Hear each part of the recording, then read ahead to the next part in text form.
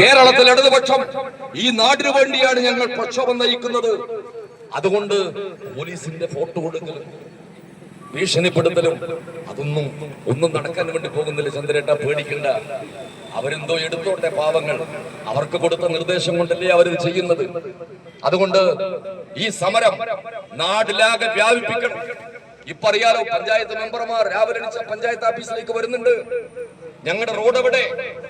ഞങ്ങളുടെ വ്യക്തിഗത ആനുകൂല്യങ്ങൾ എവിടെ? ഞങ്ങളുടെ അംഗൻവാടിയിലെ കുട്ടികളുടെ ഭക്ഷണം മുടങ്ങുന്നു. വിദ്യാലയങ്ങളിലെ പ്രഭാത ഭക്ഷണവും ഉച്ചഭക്ഷണം താളം തെറ്റുന്നു. ഞങ്ങളുടെ ആശുപത്രി പാലിയേറ്റീവ് പ്രവർത്തകർ, ആ പ്രവർത്തകരുടെ പ്രവർത്തനങ്ങൾ താളം തെറ്റുന്നു. എന്താ മെമ്പറെ ഞങ്ങൾ ചെയ്യേണ്ടത് എന്ന് ചോദിച്ചാൽ എന്താണ് മെമ്പർമാർക്ക് പറയാനുള്ള മറുപടി?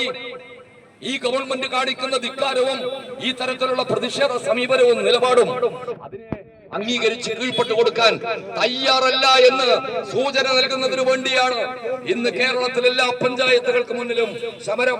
ചിലർ ചോദിച്ചു, നമ്മളല്ലേ പഞ്ചായത്ത് ഭരിക്കുന്നത്? ഇടതുപക്ഷ ജനാധിപത്യ മുന്നണി ഭരിക്കുന്ന പഞ്ചായത്തിന് മുന്നിൽ ഇടതുപക്ഷ ജനാധിപത്യ മുന്നണിയുടെ ആളുകളെ പറഞ്ഞ് ബോധ്യപ്പെടുത്തണം. പഞ്ചായത്ത് നമ്മുടെ ഭരണമാണെങ്കിലും പണം തരേണ്ടത് സംസ്ഥാന ഗവൺമെന്റാണ്. ആ ഭരണം കോൺഗ്രസ് നേതൃത്വത്തിലുള്ള UDF ആണ് ഭരിക്കുന്നത്. അവരാണ് പണം തരേണ്ടത്.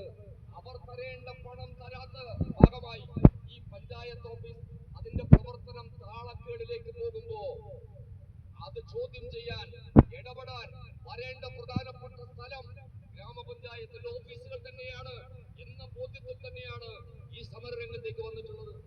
അതുകൊണ്ട് ഇനിയും സമരം നടത്തേണ്ടി വരും. നമ്മുടെ പാവപ്പെട്ട സഹോദരിമാർക്ക് കൊടുത്ത ആ പണം പിടിച്ചു വച്ചിട്ട് ഒറ്റ ചോദ്യമേ ഉള്ളൂ UDF-ന്, ഒരൊറ്റ ചോദ്യം. കേരളത്തിൽ കേന്ദ്ര ഗവൺമെന്റ് നടപ്പിലാക്കാൻ ഉദ്ദേശിച്ച PMC പദ്ധതി, അത് നരേന്ദ്രമോദിയുടെ രാഷ്ട്രീയം, സംഘപരിവാറിന്റെ രാഷ്ട്രീയം ഈ കേരളത്തിന്റെ മണ്ണിലും ഇന്ത്യയിലും അടിച്ചേൽപ്പിക്കാൻ വേണ്ടിയുള്ള ഒരു ഏർപ്പാടാണ് എന്ന് നമുക്ക് എല്ലാവർക്കും അറിയാം.